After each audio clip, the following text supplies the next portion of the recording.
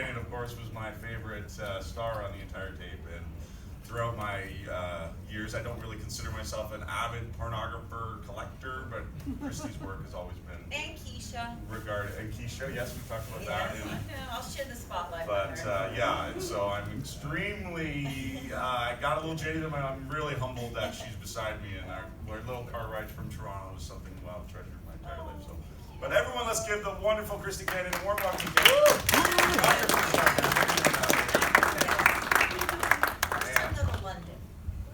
First time to London, yes. Been to Windsor, you said? Windsor, somewhere by Niagara Falls. Maybe Niagara Falls. They were big. There was a strip club there, and a lot of times in Toronto, which I love. All right. So, All right. yeah. Well, Rachel, Sundowner? or- Yeah. Sundowner? Sundowner? That's probably where it Cheetahs was. is in Niagara Falls. Niagara Falls. I don't Or remember. Seduction.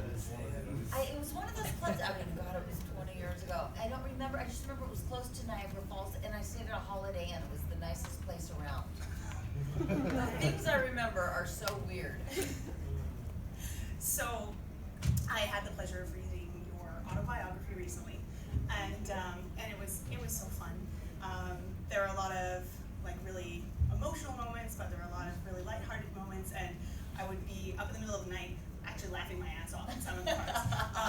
And it got me thinking about how writing a book of any kind is a huge project to take on, and in particular an autobiography talking about yourself.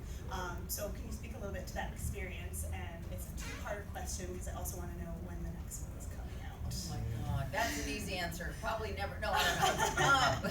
Well, the first one I wrote, Lights, Camera, Sex, because after I stopped dancing on the road, which was like 2001, 2002, it's just after like 12 years I was ready to, okay, I'm tired of like doing my Christmas shopping at the Pittsburgh, airport, and oh God, am I gonna get home? Anyway, after 12 years I was like, I'm ready to move on. But then I thought, what do? I don't know what to do with my life. And so my sister said, oh, Christy, go, to this writing class that my husband and I went to, and it's kind of like going back to school, just get your brain working, da-da-da. So I did, and every week we had to write a story and stand up, and I went with Victoria Paris, for those of you who remember that beauty. And every week we have to get up and read our story, and mine were all about like childhood or the porn business. And they kind of went hand in hand, and at the end of like the 6 months, my teacher said, oh my God, Christy, you have a really good book if you just like bridge some of the stories together. Like, how did you get from this to that, da-da? And I thought, well, I got nothing else going on, I'll do a book. And then I called, Vivid, who I love forever, and I said, can you get me a publisher? I mean, what do I do with this manuscript? And so they got me a few offers, but I thought, you know what? I don't want to just do it for X amount of money and then probably never see another dime again. So I thought I'll self-publish it, and it was when snail mail fan clubs were still big. I think Randy back there was probably one of the first guys that ever bought my book, The Mail. Randy! And so I self-published it, and it was kind of just like a selfish book. Like it was real and it was raw. I didn't sugarcoat anything. I didn't make anything sound like, oh, woe is me, I'm a victim, because I'm not. It was just how I felt. And from that, I went to fill in, I went on Playboy Radio. This was now 2004.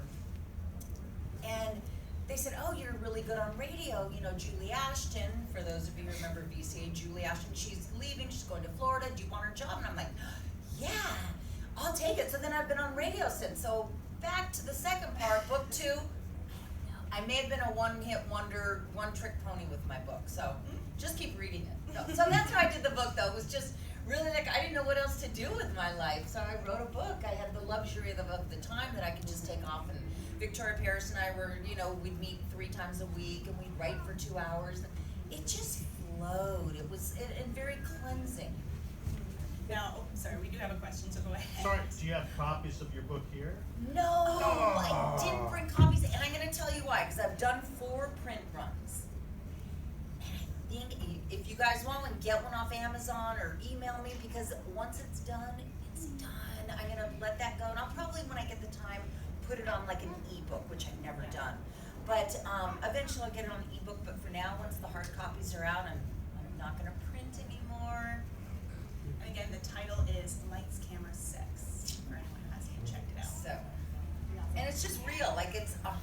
100% my writing.